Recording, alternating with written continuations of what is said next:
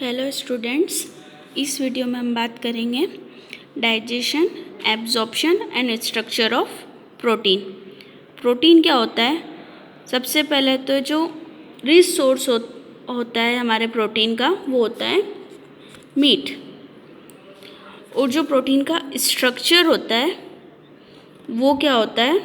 Long chain of amino acids. ऐसे amino acids रहते हैं, उनकी लॉन्ग चेन होती है।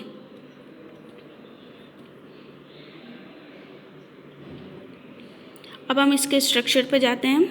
अब शॉर्ट स्ट्रक्चर ऑफ प्रोटीन ये रहता है, इसमें क्या रहता है, जो चेन रहती है वो एमिनो एसिड्स की एक लॉन्ग चेन रहती है। और जो प्रोटीन का स्ट्रक्चर का जो एक एंड होता है वो होता है एमिनो ग्रुप एंड जो लास्ट में ये COO है ये हमारा होगा carboxyl and. Okay, the structure is protein the long chain of amino acids. अब क्या होता है, इसमें एमिनो एसिड्स एक दूसरे से लंबी चेन की तरह जुड़े होते हैं। और होता क्या है कि जो एमिनो एसिड है वो एक दूसरे से जुड़े कौन सी चेन से? वो इस एक बॉन्ड के थ्रू जुड़े होते हैं जिसको हम कहते हैं पेप्टाइड लिंकेज या पेप्टाइड बॉन्ड। अब ये जो प्रोटीन का स्ट्रक्चर है इसमें 4 एमिनो एसिड्स ग्रुप बने हुए हैं। फॉर ये फर्स्ट बॉक्स ये एक एमिनो एसिड्स, ये सेकेंड एमिनो एसिड, ये थर्ड एमिनो एसिड और ये fourth amino acids and last में जॉइंट होता है कार्बोक्सिल ग्रुप। और जो ये दिख रहा है COONH ये हमारा हो जाएगा पेप्टाइड लिंकेज या पेप्टाइड बॉन्ड। अब स्ट्रक्चर पे ध्यान दें हम, तो ये अगर यहाँ से यहाँ तक का स्ट्रक्चर अगर हम देखते हैं तो इसमें कितने पेप्टाइड बॉन्ड जॉइंट है? ये एक, तो इसको हम क्या बोल सकते हैं? मोनोपेप्टाइड। उसके बाद अगर हम स्ट्रक्चर को यहाँ से यहाँ लाते हैं तो इसमें कितने पेप्टाइड बॉन्ड जॉइंट हो गए हैं? 2, तो इसको हम बोल सकते हैं डाइपेप्टाइड।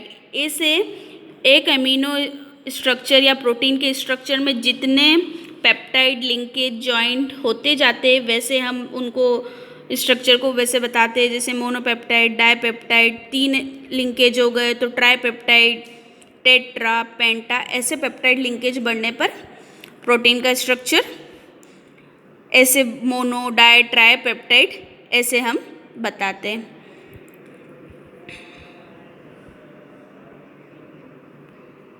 अब आगे बढ़ते हैं, तो जो डेफिनेशन है वो क्या होगी प्रोटीन की?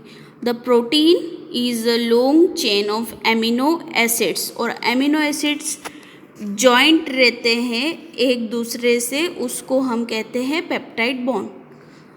The protein is a polymer of amino acids, then the amino acid is covalently joined by peptide bond. For example, ये 2 एमिनो एसिड्स हैं, ये दोनों एमिनो एसिड एक दूसरे से कोवेलेंटली बॉन्ड है। किसके थ्रू? पेप्टाइड बॉन्ड के थ्रू या पेप्टाइड लिंकेज, जो भी आप कहना चाहो। ठीक है, ये हो गया हमारा introduction and structure part of the protein.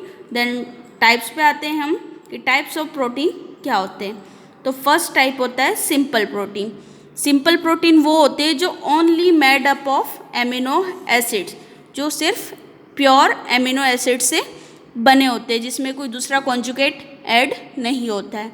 ये 2 टाइप्स के होते हैं, globular protein and fibrous protein. Globular protein में क्या होता है कि जो ब्रीथ रहती है वो लेंथ से 3 या 4 गुना ज़्यादा होती है। ये राउंड शेप में हमको इनका स्ट्रक्चर देखने को मिलता है, ग्लोबुलर राउंड शेप में इनका स्ट्रक्चर होता है। इनका एग्जाम्पल है एल्ब्यूमिन, ग्लोब्यूलिन्स, हिस्टोन्स, फाइब्रिनोजन, ये हमारे एग्जाम्पल हो गए ग्लोबुलर प्रोटीन्स के। याद रखने की बात यह है कि हम ग्लोबुलर प्रोटीन को कैसे पहचानेंगे। तो ग्लोबुलर प्रोटीन को हम ऐसे पहचान सकते हैं कि जो उनकी ब्रीथ रहती है, चौड़ाई रहती है, वो लंबाई से 3 या 4 गुना ज़्यादा रहती है। ओके, और जो दिखने में इनका स्ट्रक्चर कैसा रहता है? गोलाकार। ओके। और एग्जाम्पल है ग्लोबुलिन, एल्ब्यूमिन, हिस्टोन और फाइब्रिनोजन। सेकेंड हम आते हैं फाइब्रस प्रोटीन पे। तो फाइब्रस प्रोटीन में क्या होता है, जो ब्रेथ रहती है वो लेंथ से 10 गुना ज़्यादा होती है। जो ब्रेथ रहती है वो लेंथ से 10 गुना ज़्यादा होती है। इसका एग्जाम्पल है कोलेजन, इलास्टिन और केराटिन।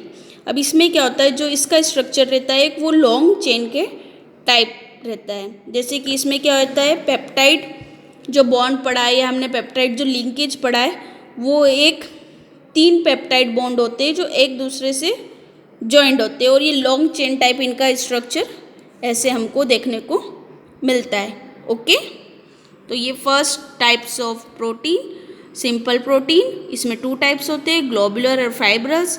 ग्लोबुलर में क्या होता है, जो ब्रीथ रहती है वो लेंथ से 3 गुना या 4 गुना ज़्यादा रहती है, और इसका एग्जाम्पल है एल्ब्यूमिन, ग्लोबुलिन, हिस्टोन, फाइब्रिनोजन।